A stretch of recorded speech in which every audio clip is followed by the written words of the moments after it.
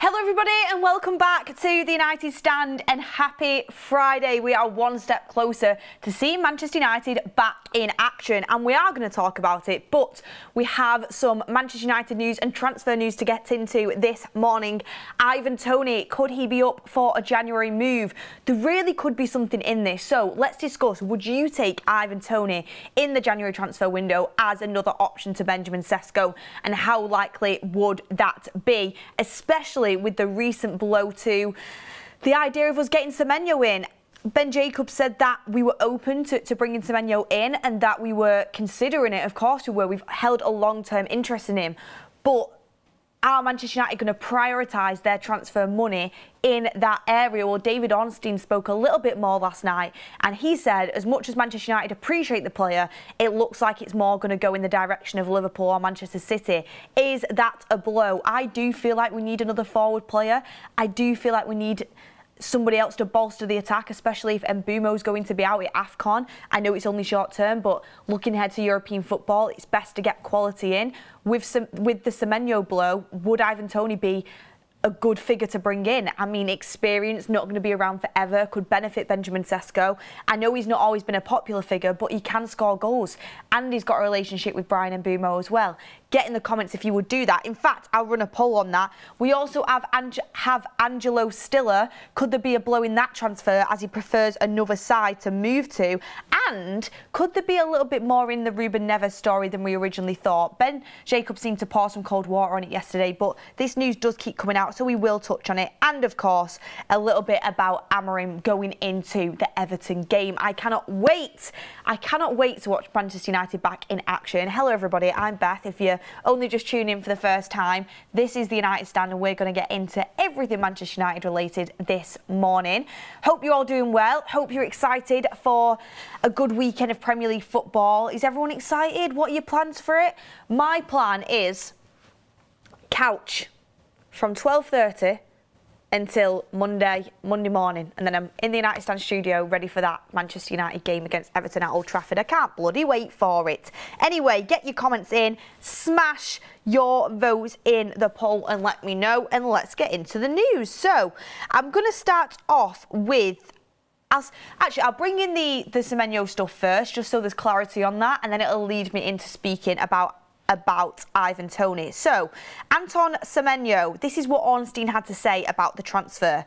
For the time being, from the many conversations I've had, those three teams, Manchester City, Liverpool and Spurs, seem to be the ones that are genuinely in frame. Manchester United were there in the summer, but they went with the Bryan Mbeumo signing. Is that a position that they're looking for? Question mark. Is this a player that they're still in for? I'm not aware at this point, and of course, finances would play a role as well. The industry is telling us if there is to be a move, it's more likely to be in the Man City, Liverpool or Tottenham direction. So, yeah. According to David Ornstein, it doesn't seem too likely, does it, that we're going to get Semenyo? And I did call this, and we've spoken about this in the week since that 65 million release clause was revealed, 60 million up front and 5 million in add-ons. I've said as much as I think he would be a good signing for Manchester United, and as much as I think Manchester United would want to be in the race, I just don't think they're going to want to drop 60 million on him when they've spent 65 million on Bryan Mbeumo, 60 odd million on Matheus Cunha, and 70 million, near enough 70 million on Benjamin Sesko. I just don't think they're going to want to spend another 60 plus million on another forward player. I think he'd be great for us. I think he would give us the depth that we need. He adds a slightly different profile. He's Premier League proven. He fits the age bracket. He'd hit the ground running. But I can understand why Man United might not want to pour another massive amount of money into the forward line when we've got other positions that we need to go and get. I've said this, I think he'll go to Liverpool. I personally think he'll get pitched the idea of being the long-term Salah replacement. I know that he can play on both sides. I think he prefers to play off the left, if I'm not mistaken. I think I've seen him more off the left for Bournemouth. But there's room in that Liverpool side for him. I don't think he comes in and absolutely is nailed on every single week, because they've got some good players. But I think he'll develop into a starter for them, and I think that's what they'll pitch to them. I don't see him going to Spurs. I don't see him going to Spurs. I think he'd do really well at Spurs, but I don't see him going there. And I just don't see that move happening if you've got all them clubs in the race. Could I see him going to Manchester City? Potentially, but you've got Doc who's absolutely on fire this season. And I know Manchester United have Mbeumo and Cunha and Sesko, and that is absolutely an upgrade. But once we get into European football, there is going to be space there. Bryan Mbeumo can play down the middle. Bryan Mbeumo can play off the left, off the right. Matheus Cunha can play off the left, up front. Benjamin Sesko is learning his trade. There is game time there to be had, especially when we get into European football next season. For me, it would be just bringing the money forward. However, I just don't think United are going to want to invest that amount of money, which is why David Ornstein has said it's quite unlikely that we will go and win that race in January. Plus, you never know. Manchester United might have had some sort of intel that, you know, if you do compete for Semenyo, he might not pick you. I mean, I don't know. We did the groundwork with Semenyo. Amorim met him for dinner to do like a little background check / personality test on him. I mean, it wasn't like, Antoine Semenyo, will you meet me for a personality test? It was more just getting to know the player. We were absolutely interested. I think the price was a bit too high last season, and we ended up going for Bryan Mbeumo and Cunha, who I'm absolutely happy with, and I wouldn't change a thing. I think they were two really good players to bring in, and I still stand by that now. But to add Semenyo to that would be dangerous. It would be dynamic, and he can bring so much to that team, I feel like. However, Semenyo might have said to United, I do fancy the Liverpool move, or I fancy going to Spurs. I can't see him picking Spurs over United, to be quite frank with you. Or I fancy, you know, Manchester City, which again, okay, yeah, Pep Guardiola was there, but come on. United, City, I'm winding a few people up, but I mean, I know what I'd be picking. But he might have genuinely said to Manchester United, look, I've got another club in mind. And if United know they're not going to win a race, they won't enter it. It might not have got that advanced, of course it might not. And we might be just saving that money for the summer. But as I've said so many times before, getting a Semenyo in, getting a striker in, it might not even be Semenyo, could be the difference between Champions League football or no Champions League football. Having that extra player to make up in the attack when Bryan Mbeumo is at AFCON, if he stays there for long, you don't know, could help us get Champions League football, get them extra points. Abad might be going as well and competing. So you've got to take that into account when you're looking at how do we get the Champions League money we invest in January. What midfield targets, I know that is the place where we are desperate for players, but what midfield targets are available in January? João Gomez, maybe, who I would go and get. Do people really want to go and get Conor Gallagher? Do you think he's a long-term replacement? Do you think he's the long-term for this club? Or do you think in a year's time you're thinking probably need another midfielder if he counts as one of your midfielders this year? So, and you've got Tchouameni as well, who I think can absolutely do a job. So I would rather be patient and get an Anderson, a Baleba, a Stiller in the summer than force a midfielder in January that's not going to work when there could be an attacker there that generally does help us push on for Champions League. Okay, yeah, you've spent a bit of money on another attacker, but you can go and get the Elliot Anderson because you can pitch him Champions League football. You can go and get the Angelo Stiller because you can pitch him Champions League football. And it's working out them sort of nuances in your head. And Jason Wilcox will be on top of this. Ineos will be on top of this. And it's for the recruitment to determine where can we risk spending money, where for the long term, it's going to positively affect us. It's going to have a positive impact on us. And that's the main thing. I'm going to come to the chat in a second. But for me, when I'm buying any player now, I'm thinking to myself, in a year's time, will this have had a positive impact on the club? And that's the question. I'm not saying everybody's got to last 5 or 10 years, but in a year's time, will Semenyo have had a positive impact on this club? Yes, I think he would be in and around the starting 11, absolutely, within Europe and the Premier League. And you just know, with how good he's been within the last year, that he just come in straight away and he's got that ability to play this level football, top level football in the Premier League. If you got Ivan Toney, would that be a positive impact that this time next year you're thinking, I'm really glad I went and got Ivan Toney? Well, it depends on the wage and the length of contract. Because I think if he comes in, knows the Premier League, helps Benjamin Sesko and adds that experience, absolutely he could. If you go and get a Conor Gallagher and you have to get him on a permanent because Atletico won't let him go on a loan, this time next year, is he starting? Is he taking up another place in the squad where you ideally want someone better? I mean, I think he'd be a good squad player, but the reason he wants to leave Atletico Madrid is because he doesn't want to be a squad player. He's coming off the bench for Atletico. He wants to be a starter.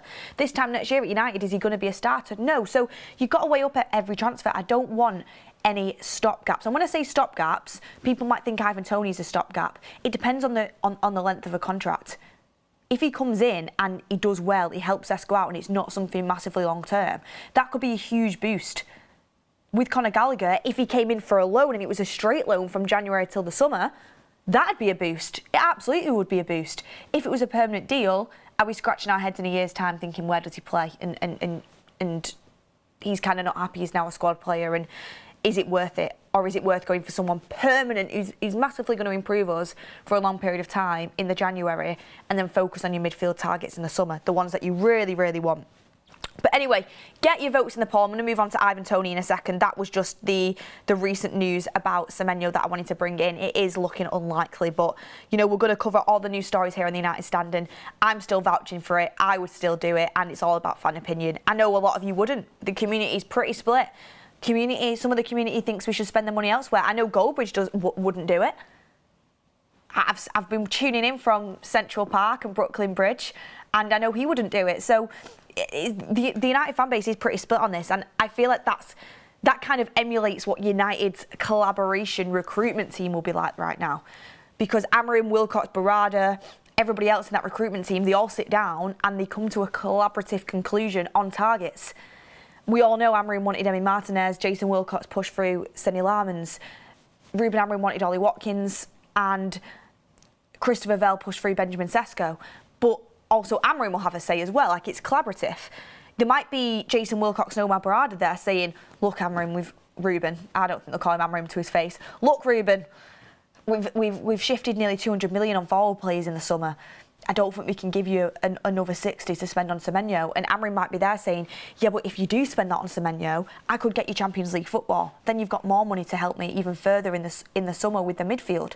Semenyo is my sort of player. He's someone I want. He's a versatile forward. I think I really need him in this squad. And that's kind of the conversation we're having in the community right now.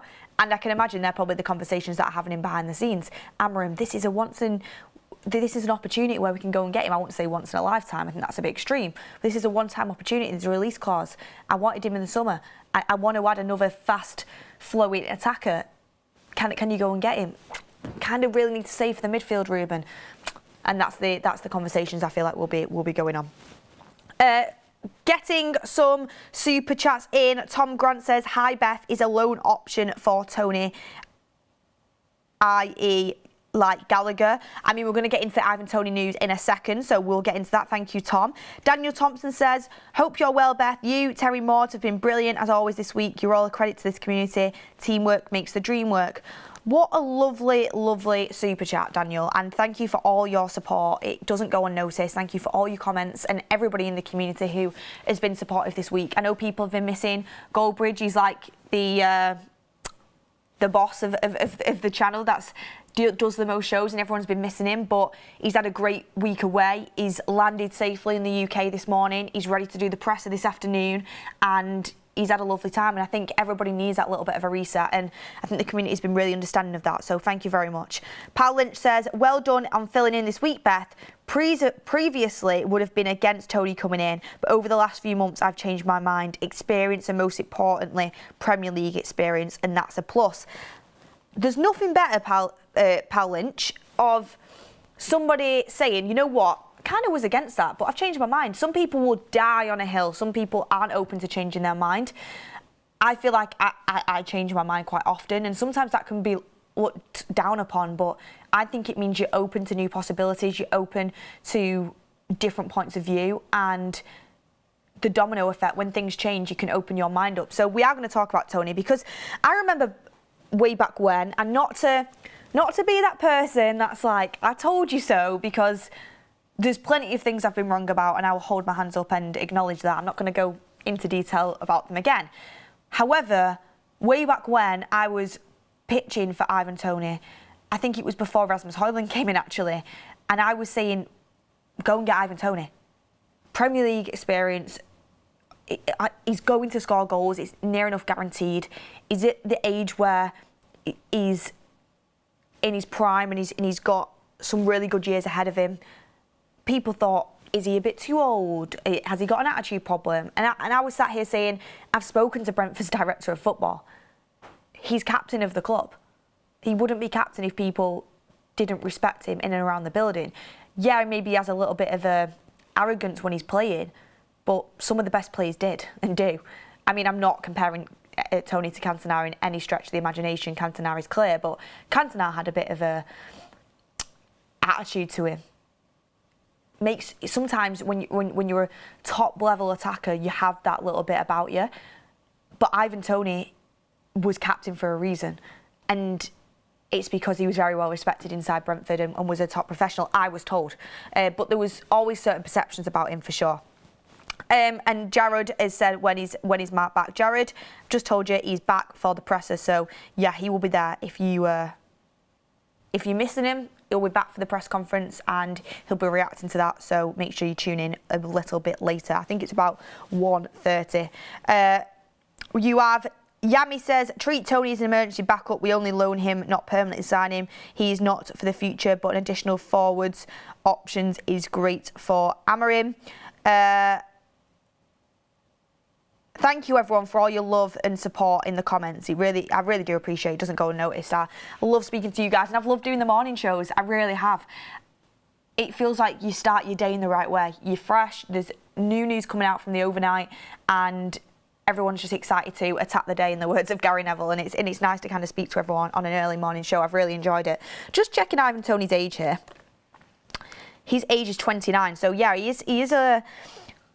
Oh, do you know what? It actually makes me frustrated because if we would have got him 2 years ago, probably 3 years ago, it was 3 years ago, wasn't it? It was before we got Rasmus Højlund, I'm pretty sure. Was it before we got Rasmus Højlund? Could anyone date back when we were very strongly linked to Ivan Toney? I do think it was before we got Rasmus Højlund. And what year did United sign Rasmus Højlund? What year did United sign Rasmus Højlund? We signed Rasmus Højlund in 2023. Wow.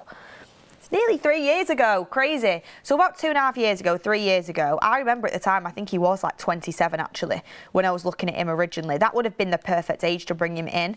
And he'd just been flying in the Premier League. And again, it's really not an I told you so thing because I know so many people wanted Ivan Toney and I know there was question marks about him. And you never know, it might not have worked out. Hindsight's 2020. But look at what we've got from the likes of bringing an Mbeumo in from Brentford. Well-drilled, hard-working Premier League side. I'm not saying Toney would have emulated what Bryan Mbeumo was going to do, but you just hit the ground running straight away. Cunha, I know he's been a little bit hit and miss since he came into United, but you can just tell he's a quality player.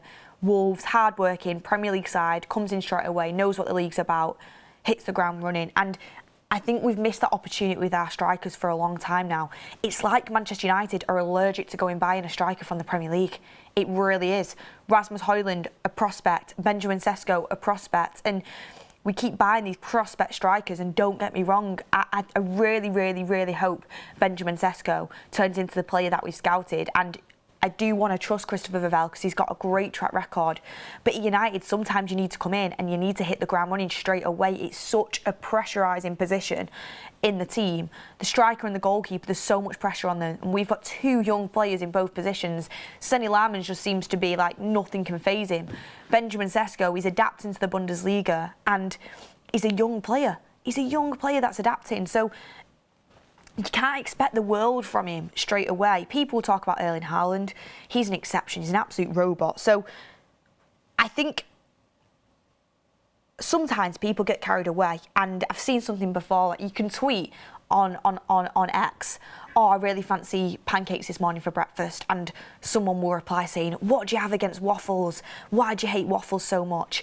And I feel like saying, I think we should go for an experienced Premier League proven striker. People will react to that and say, why are you not giving Sesko a chance? Why are you already getting onto Sesko's back? Wait to judge Sesko. And I will be the first person to stand up and say, Sesko needs a season, at least. I've seen some really promising signs from him. I've also seen some things there I'm like, he needs time, he needs adjustment period. He looks like he's like 1 second behind everything because he's adjusting to a faster paced league, a more physical league. He does look like he needs to strengthen up a little bit. But that's all going to come in time. While you've got a 22-year-old striker who genuinely has the attributes to go to the top, and I'm excited for that. Christopher Vavell has scouted him and pushed for him, and he's got a really good track record. I'm excited for Sesko. However, I generally think it would benefit both him and United if you brought in an experienced Premier League striker to, one, show him the ropes and give him someone to actually train with in striker practice, and for two, take on a little bit of that pressure for now. A lot of outside noise will be saying United need an out-and-out goal scorer. Where are the goals coming from? The striker needs to step up. And then Mbeumo's providing, absolutely. Cunha can provide, and I know that Amorim wants to share the goals. Of course we do. But if you put all that pressure onto Sesko being the only striker, he's going to give pressure to him, and it just builds and builds and builds. We've gone down this road before where we bring in an inexperienced striker who's got potential. Rasmus Højlund. PSG were trying to go from at the time, and Rasmus Højlund started at Napoli really well. There's a player in there. There's absolutely a player in there. But we threw him into the deep end with no support whatsoever and forced him to play every game because we had nobody else. I don't want the same to happen to Benjamin Sesko. I want Benjamin Sesko to be nurtured. I want him to have time. I want him to learn the ropes. And if you brought in the likes of an Ivan Toney at 29, people might sit back and say, 29, it's too old. No, it's really not. If you have him on a 3-year deal, Sesko's 25 by the time Ivan Toney's deal's up. 25, ready to come into his prime and hit the ground running. And I'm not saying he won't play until he's 25. He'll get plenty of game time. That little bit of help and support could really, really, really go a long way. And it's like we're allergic of having competition for places. It's like we're allergic to having a player who's over the age of 25 years old. As long as they're on a decent deal, they can really do a job for you. And that's not surprised me why we're linked to Harry Kane. Do I think Harry Kane will come to us? If we don't have Champions League football, absolutely not. If we do, if he wants to go and break the Alan Shearer goal record, there actually is a potential there. But don't be fearful of a striker coming in just because they're on the wrong side of 20. They're going towards the big 3-0. Because if they're on the right contract and you don't put them on a 5-year deal on 350 grand a week, then they can really benefit the rest of the squad, the dressing room, and the now. Ruben Amorim has stated he wants players for the now, and I know we're always thinking about the future, but how do we win games now? I love Aiden Heaven. I think he's going to be a top left-sided centre-back in the near future. But Luke Shaw, who's nearly 30, is for the now. He's for the now. He's more likely to win you a game now.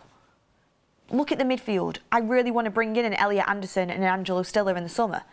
But currently, we've got Bruno and Casemiro playing there. They can't go on forever, but they can do a job. You've got players who can come in and do a job for you, who aren't super, super, super young and raw. And Anderson and Stiller aren't young and raw, to be fair. They will come in and they will start straight away. But we have young and raw players in the squad that need to be helped by senior players. And then they can gallop off into the future, into the distance, and be the top level players because they've had that help, they've had that support, they've seen the players go there and do it. So, yeah, you've got to stop thinking, we need the next 20-year-old, we need the next 19-year-old. Of course, we want young players for the future.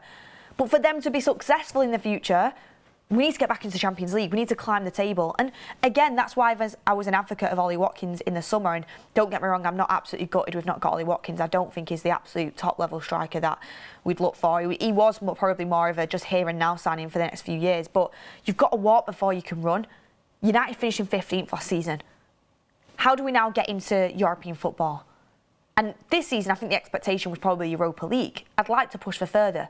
Season after that, how do we make it comfortable in the Champions League? And then season after that, how we win in the Premier League. And each level of player will help us along our way. And you need the now to get us to the next step. And then the players that are young and raw now might be ready to go and then take us to the final step of the Premier League. So it's about having that age cycle within the squad. And I think sometimes we get so focused on the age of a player. But you need players who are going to be able to perform week in, week out now to win games. So, yeah. That is my take on that. Someone's mentioned how old was Robin van Persie when we signed him. Exactly, you know what I mean? How old was Robin van Persie when we signed him? He wasn't young, but we'll have a look at that for sure. United fan says, Beth, Stiller would be 30 mil. Do you think we could get him in Jan because he wants to come? I'll get on to Stiller in a second. Just on the Ivan Toney stuff, by the way. this is the actual news. I got so enthralled in our conversation and getting it out about Ivan Toney that I forgot to actually tell you the news that's coming in. So this is the news. Al Ahly striker Ivan Toney is considering taking a 50% salary cut in order to move back to the Premier League to aid his chances for playing for England at the World Cup. Toney believes he needs to return to a higher level to give him any chance of making Thomas Tuchel's squad next summer. So that is the news coming out. Ivan Toney really wants to go to the World Cup. That's a big thing for players. And he's willing to potentially cut 50% of his salary at Al Ahly to get a Premier League move to put him in Thomas Tuchel's plans. To me, that sounds like an ambitious player. He's 29 currently, and again, not saying he's going to be Robin van Persie at all. Robin van Persie is just a legend in my opinion. Robin van Persie, 29 years old when Sir Alex Ferguson signed him to go and win a Premier League title. 29. We've got a... And that was over a decade ago. Was it? We signed him in 20... Did we sign him in 2012? 2012? Yeah, it was over a decade ago for sure. So that was when players actually were finishing their careers a little bit younger. Now, players go on for a bit older as well. So because of all the new technology, because of the fitness and because of everything that, you know, we keep getting better in every department in life, don't we? I mean, some would say. Some would say we don't. Some would say it was better back in the day. But you have more longevity nowadays because of all the advanced technology and equipment. And he was 29 when we signed him. We don't always have to focus on age. Ivan Toney is currently 29. You put him on a 3-year deal on half of his current wage, then you could be looking at a really good option to take the burden off Sesko now, help him, and he's Premier League proven, and he's got a point to prove. Look, there's nothing better than when a player has a point to prove. If we sign him in January, he's going to be trying to get into Thomas Tuchel's England team. So he's going to be working his absolute socks off every single week to go and score goals, to go and put himself in the shop window, to go and try and, you know, get himself out there so Thomas Tuchel cannot ignore him. So if you look at Ivan Toney in that aspect, not only are you bringing in someone who has previously worked with Bryan Mbeumo, they were excellent together at Brentford, they've already got a relationship. I mean, imagine them two linking up again. You've got someone in who knows the Premier League and is experienced and been through all levels of the tiers of English football, has been around the block, has come through multiple different scenarios, so he's got that bit between his teeth. He's fighting for an England spot. You've got a really hungry player there, a really hungry player. I think this could be a good deal. I've always liked Ivan Toney. I've always think he's a good player. I know a lot of you guys are probably going to go in on me for this and say, why are you going back down this Ivan Toney rabbit hole? We don't want him. I do want him, and I think I've just made my pitch to you guys. Have I been successful in it? Have I convinced you anymore that we should go and get Ivan Toney in January? We absolutely need a January forward signing, in my opinion. Someone who can support Benjamin Sesko. If we don't get one, I don't think it'd be the absolute end of the world because it is only one game a week. But if an opportunity like this arises, I'd absolutely go for it. So just a little bit on Toney. From 2020 to 2024, he had 128 appearances for Brentford and scored 67 goals. So definitely not shy of scoring any goals for Brentford in the Premier League. And since he joined Al Ahly in 2024, 37 appearances, 28 goals. So the goals definitely aren't drying up. And he's managed to take that league by storm. Not every player is successful in the Saudi League, by the way, that goes over there. But he's done really well. Don't get me wrong, I'm not saying the Saudi League is on par with the Prem. It's nowhere near. However, I do think it's not absolutely cut and dry that you can just go there and score 30 goals a season. There is some good players that haven't been able to make a success of it. So Toney's 4-year deal landed him on a basic pay of around 400 grand a week after tax. It is understood add-ons and performance-related bonuses will take his salary towards 500 grand across his contract. So United would probably have to, if he says willing to half his contract, you're looking at around 200 grand a week, aren't you? Would you sign Ivan Toney on 200 grand a week for 3 years? And if you're asking me if I think he's worth 200 grand a week, I'd probably say yeah. probably say yeah. For what he could provide, I'd probably say yeah. About 180. If you look at our wage bill, about 180, I'd probably say I'd put Ivan Toney on. Savage says 50% means 250 grand a week. Yeah. If you say 250 grand a week is half of 500k, yeah. But we don't know how. We don't know if Ivan Toney's just going to be like, it has to be half, or else I'm not doing it.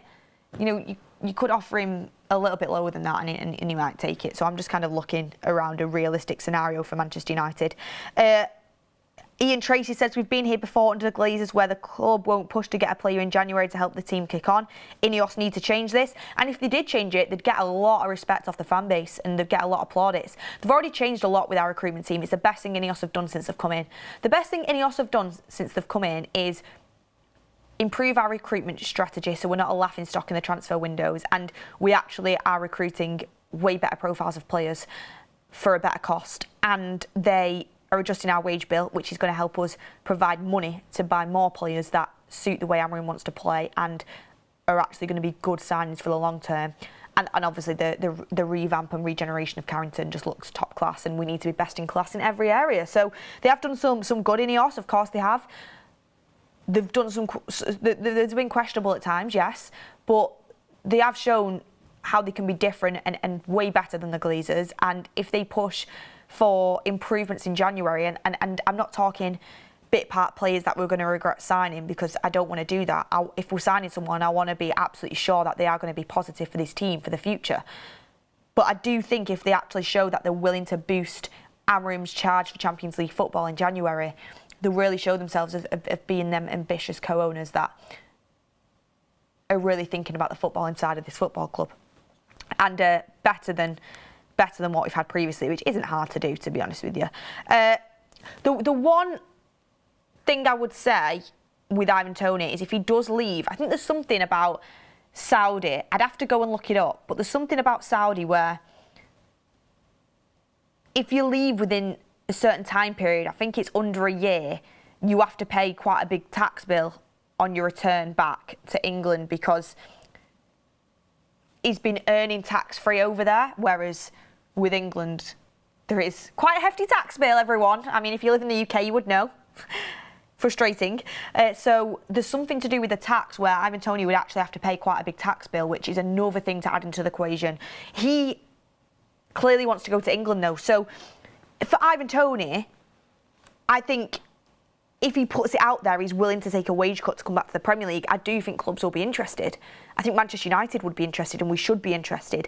But how much money is he willing to miss out on for a chance of going to the World Cup with England? And that's the question and deliberation that Ivan Toney will have to do with himself. Do I want to go and follow my dreams of potentially winning a World Cup and competing in a World Cup, but I'm going to have to pay quite a bit of money out, or do I want to continue earning nearly $500,000 a week tax-free?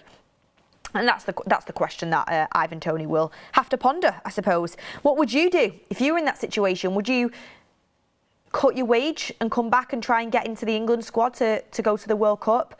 Or would you keep earning the massive amount of money every week? What would you actually do if it was you? I'd love to know. I mean, if it was the opportunity to come to United, I'd be on my way back without a second thought. But Toney, I don't think he's a United fan originally. I actually think he's an Arsenal fan originally. So, I mean, you can't discount how much of an honour it is to actually just put on that United shirt as well. It really is an honour for a lot of players to say you've played for Manchester United, you've been a Manchester United player, go down in history. Sometimes we forget that is a big pulling factor, as we've seen previously as well. Got a couple more of your comments to bring in here, and I want to see the results of the Ivan Toney poll as well. It is here in the comments. Would you take Ivan Toney in January? Yes, 66%. No, 34%. Have I convinced you? Have I convinced you? I feel like I'm starting to convince some people, or maybe you guys have just come to that conclusion based on the fact that we need someone a little bit more experienced. Beth, Adeyemi, more okay for United than Semenyo. I mean, we've been linked to Adeyemi a lot, but I don't think there's too much in it. If you ask me who would I rather, currently it'd be Semenyo, but Adeyemi is definitely an interesting prospect. It's the falling out with the manager that puts me off, to be honest with you. Small loan fee. and 120 tests, 150k a week, says Neil McGale. I don't know if Al Ali would want to do a loan. That's something that you'd have to explore, but that's not the news that has been put out there. The news is that it'd be a permanent deal, not a loan deal. I don't think Al Ali would maybe be open to being like, oh yeah, you know what, we'll pay most of your wage, or if you want to cut your own wage, that's fine for 6 months to try and get you in the England squad and us not have a player. They're not going to have, you know, they're not going to let people rinse them. They'll want the best for their football club. So I don't think that Al Ali would be up for that loan move, but it'd be great for United.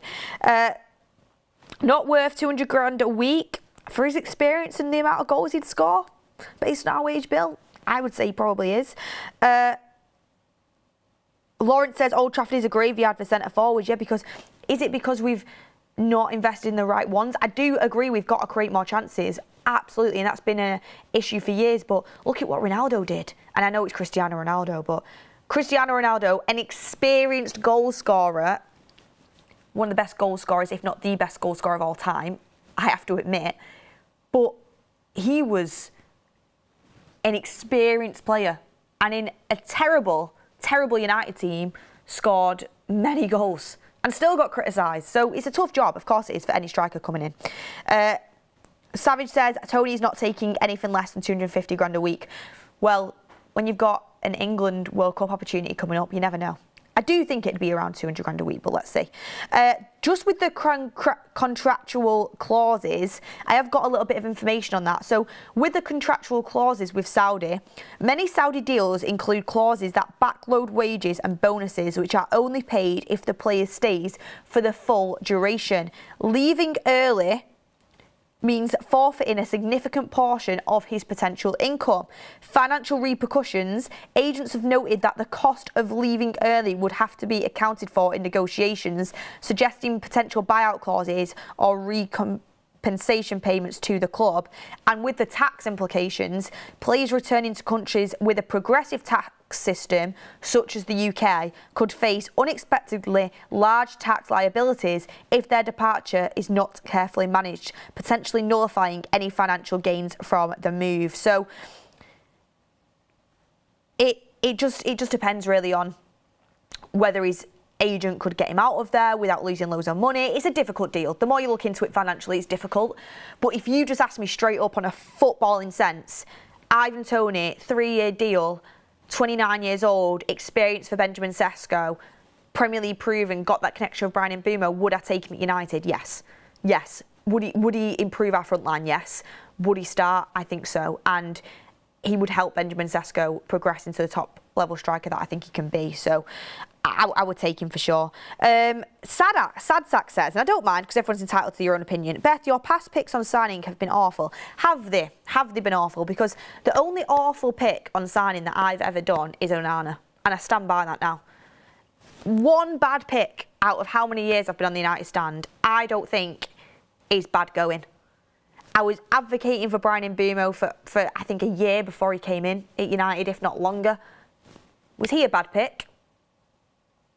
Was he a bad pick? Cunha is another one. I know a lot of people wanted these players, but I wanted him ages ago. I wanted Ivan Toney before we went and got Rasmus Højlund, and I do think he would have been more successful. People will say you wanted Mason Mount. If Mason Mount could stay fit, he'd be a fantastic player for us. Unfortunately, he can't stay fit. It's not my fault he's injury prone. So, and we didn't know the full details of his medical record. So, with my picks have been awful, that is you just being extreme. There's one pick that's been awful, and that's Andre Onana. And I will say this till the day I die. On this show, I said David Raya was my first pick, and you all laughed at me. Not all of you, because I don't want to categorise you all, but the community laughed at me. What you want about? David Raya isn't good. And David Raya now is probably one of the best keepers in the league. I also wanted Diogo Costa. Then when them options became unattainable and we got linked to Onana, I was open to the idea. I regret it. I absolutely do regret it. Onana was terrible. Terrible. But not everyone gets everything 100% right. So I'm not having this. All your picks have been bad. I've had some really good transfer picks for United in the past, and I'm not even bigging myself up or tooting my own horn, but this Onana thing haunts me to this day. It was a bad one, I'll admit that, but there's been other good ones, so yeah. That's all she wrote on that one. Jail Bennett says, don't forget Cavani, he was great for us. He was experienced and we finished second that year. Toney could do similar. Thank you, Jail Bennett. Cavani, Edison Cavani. Gimme. It's honestly, he was give it to Eddie Cavani. He was honestly fantastic, and it was so frustrating how injury prone he was and how much of his time he spent in the medical room. But who are the... Right, okay. I'll put it to you this way. Within the last decade at Manchester United, who are the best performing strikers? Within the last decade, who are the best performing strikers in Manchester United? And I'll tell you straight off the bat, Cristiano Ronaldo, Edison Cavani, and Zlatan Ibrahimovic. All three of which were experienced, been around the block and knew how to score goals. United keep going for the youth prospect and hoping they're just going to come in and turn into Cristiano Ronaldo without any help. They're just going to turn into Edison Cavani without any help. Edison Cavani, Zlatan Ibrahimovic and Cristiano Ronaldo all learn off players that were more experienced than them when they were young, which brought them to the place that they were. You're not going to be able to develop a player if you bring them in at 22 with a lot of attributes and just say, there you go. Go and play up front for United for 90 minutes and score a few goals. No pressure. Give them help. Give them the likes of a Edison Cavani to learn off in training. Give them the likes of somebody to learn off and help them develop. So, yeah, it's just, for me, we've got to help our younger players. It's really, really important. Van Persie. When did Van Persie leave the club? We're in 2025. When did Van Persie leave? I said the last decade, the last 10 years. So, was he still here? I don't think he was. Was he? I'd have to... If he left in 2014, which I think he did, then the last decade, he actually doesn't make that bracket, so don't catch me out. Oh, he left... was it... Okay. It was... I'm just going to... Yeah, I think it was 2015, 2014, 2015. If you want to extend it by an extra year to make it 11 years, then absolutely you had Van Persie in. But guess what? Still fits what I said. Experienced striker. Been there, done it, got the T-shirt. It's where we've been going wrong, guys, in my opinion. A few people have said Rashford, come on. Rashford's not an out-and-out striker. He's got a lot better with age, and now he's, in terms of... Actually, no, he didn't get a lot better with age. He's been up and down. He's been on like a really good, back down again. Really good, back down again. Now he's at Barcelona at 28. He looks like he's really settling, and he's doing really well, and I'm nothing but happy for him. I hope he continues to smash it as he goes into the lead up towards 30, because this is like your prime years now for you to go out there and really kind of rip it up. So Rashford's been up and down, but he doesn't... The way he actually played as a centre forward, it's not a patch on Ronaldo, Cavani, Ibrahimovic or Van Persie. And do not get me wrong, I loved with all my heart Anthony Martial. Loved him. Anthony Martial, in my opinion, got overhated and criticised so unfairly. He was class, but again, I don't think he was managed properly. I think he was a left winger, and I don't think we should have converted him into a striker. He could do a job there, but he was electric down the left wing. So, yeah, I loved Martial. Absolute class player. But is he an out-and-out centre forward? No, he's more of that false nine facilitator type player. Can play off the left, can play across the front three. He's versatile. What a player, though. What a player, honestly. Loved him. I've got like 3 Martial shirts at home. But remember, guys, as well, tonight, Bundesliga, and that's football, brings you Mainz versus Hoffenheim. 7:15 stream, starts for a 7:30 kickoff. Make sure you are there. Tonight, Goldbridge is back. He's doing the presser, but he's also doing Bundesliga live match on your screens on That's Football of Mainz versus Hoffenheim, with Goldbridge watching it along with you. And then Saturday on That's Football, you have Burnley versus Chelsea kicking off that Premier League weekend at 12:30. Who you captain on FPL? Are you all going boring with Haaland again, or are you captaining someone different? Let me know. 5:30 Newcastle versus Man City. that evening. Newcastle could be in trouble if they lose that to Man City. Having a really poor start to the season, considering the team they've got as well, benefits us because they're our competition for Elliot Anderson in the summer. So hopefully they can stay away from European football. We can get European football and lure Elliot Anderson to the theatre of dreams. I think City will win. Is it St James's though? Which will make it a little bit more difficult. And then Sunday, 4:30, North London derby, Arsenal versus Spurs. Who's going to win that one? Let me know what you think. Anyway, just to kind of finish off on the show, I say finish off, still got about 10 minutes to go really. We have Angelo Stiller. So this is coming in from Defensa Central, a outlet in Spain, and they have stated that Stuttgart midfielder Angelo Stiller would prefer to join Real Madrid over a move to Manchester United. Horrible. Why on earth would you want to go to Real Madrid over Manchester United? I could never ever know. And if you can't pick up on sarcasm, then God help you. But on a genuinely serious note, I back United to win most transfer races if you're kind of using stature of the club. United, for me, is the biggest club in the world. For me, it's absolutely the biggest club in England. But Real Madrid is competing for the biggest club in the world, and they're winning all the biggest titles consistently. It's really tough to compete with Madrid based on what they've done in the last decade compared to what United have done in the last decade. United, for me, they're kind of competing with each other to be the biggest club in the world, but Madrid's been way more successful. And some players want to go and live in the Spanish weather. They want the heat on the backs. They want to have that way of life. They want that lifestyle. Look, if I lost a transfer race to Liverpool, I'd be pretty gutted. If I lost one to City, I'd be fuming. If I lost one to Arsenal, I'd be pretty gutted. But at the moment, with the way Arsenal are going, they are further along in their project from us. You can kind of understand it. If I lost one to Real Madrid, yeah, I'd be frustrated because Angelo Stiller is a really, really good option. His release clause is fantastic and he's super, super talented. I think he's going to be a really top midfielder. Great age to bring in. I think he'd be the perfect player to kind of bring in, especially to kind of be the Bruno Fernandes successor in the future and play that 8 role in the way that it should be played in an Amorim system. I think he'd be great. However, if I lost the race to Real Madrid, sometimes you just got to say, they've won more than us in the last decade and they are one of the biggest clubs in the world, if not the biggest. Like you kind of just have to sit back and say that's the player's decision. When you've got a release clause like that and Madrid are willing to trigger it and United are willing to trigger it, it's up to the player and it just depends where he wants to go. So with Angelo Stiller, it might not actually be his release clause that you get him for, because there's a clause where Stuttgart can pay like €2 million, I think it is, to they can buy it out for a clause of €2 million and Stiller can't reject it. But I still think it'll go for around £40 million.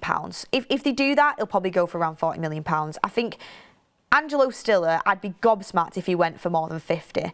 And for a player of that quality, a lot of clubs are going to be lining up. Angelo Stiller was linked to Real Madrid quite a bit ago as well. I think they see him, I saw a report that said that they see him as a long-term Tony Cruz replacement, which is, I mean, what a compliment. Tony Cruz is one of the best midfielders I've ever seen, honestly, in my lifetime.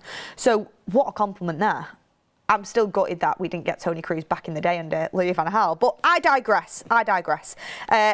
If we miss out on Angelo Stiller, I'd be gutted because it is a cheaper midfielder that is still of the top quality, which allows us to offload a bit more money onto the Anderson deal if needs be.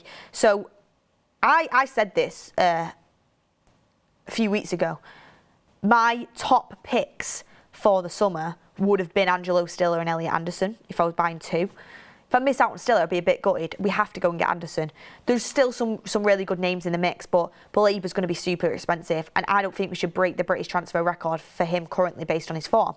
Wharton is going to be really expensive, and he might even sign a new deal, which will make it even harder. So there's options, of course there is. João Gomez is one that's been floated about. He might be getting relegated potentially, which make him a cheap option. But Angelo Stiller, for that technical ability, that progressive passing, the press resistance that he has, for around 40 million, he'd be a brilliant buy, and I'd be gutted if he went elsewhere. However, we did manage to get Lenny Yoro off Madrid, didn't we? But that's because Madrid wanted to get him on a free, and we were willing to pay the money. So we did manage to get that deal. So yeah, it's one of them with Madrid. You can't really argue with it, can you, unfortunately? Could this open the door, though? I wrote this under my notes, and I'm sort of laughing at it now. I'm looking at it again. Could this open the door for Tchouameni to Man United? Because if Angelo Stiller went there, okay, yeah, they're different characters. They're different profiles. Their midfield is becoming more and more stacked. And Tchouameni has been linked to Manchester United quite a lot this week. Would it open the door? It's just a question I pose to you. I don't think it would. I don't think Madrid want to sell him whatsoever, but they could just be playing hardball. There was a little bit from Ben Jacobs that United, of course, appreciate the play, but Madrid don't want to let him go at all. And if, you know, they wouldn't even entertain offers for 100 million plus. So I don't see Tchouameni being a realistic target for Manchester United in the summer, but I wrote it down as sort of a question point because Madrid are looking at midfielders, and what does that mean for their current midfielders as well? Just a little bit on, I mean, let me see if there's any super chats from you guys. Also, how are we feeling about the Everton game at Old Trafford? I might captain Mbeumo on FPL. Again, I've captained him the last 3 weeks. I might captain him just so I have something to look forward to on the Monday. I mean, United are playing, which is fantastic. But we're at home. I'm feeling a win. They will give us problems, Everton, though. They will give us problems. Ndiaye is fantastic. Grealish is really good as well. They've got some good players in that team. And Moyes is go to the Premier League, isn't he?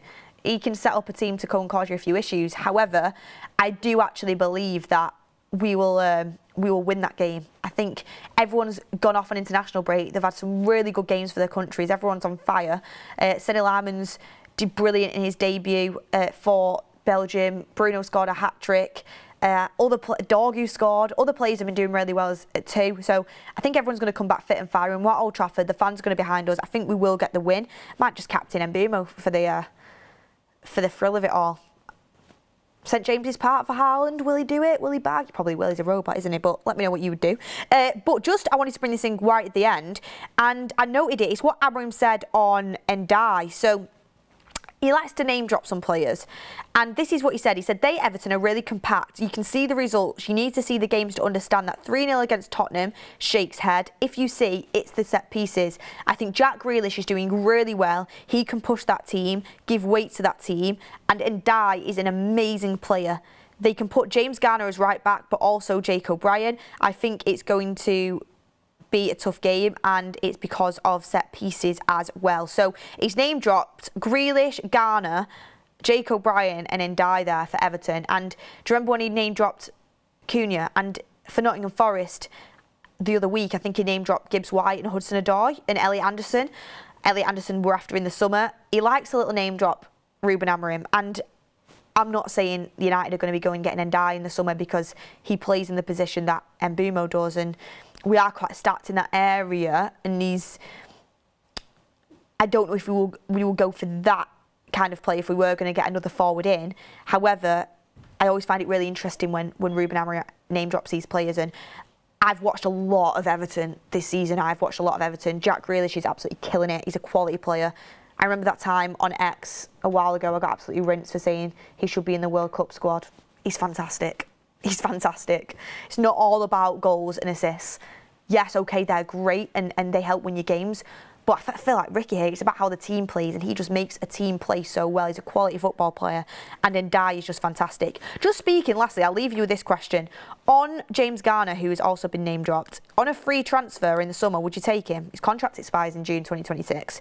Would you take him as a midfield option on a free transfer? He's doing really well for Everton at the minute. David Moyes can't stop talking about how good he is. Maybe that's because he wants him to sign a new deal. But there is some options out there. Ex-Manchester United Academy player, I think did really well at Forest, and now he's absolutely smashing it at Everton. Do I think he comes in and starts every game? No. Do I think he could be a squad player that knows what the club's about and add something to the depth of our squad when we have got European football, hopefully?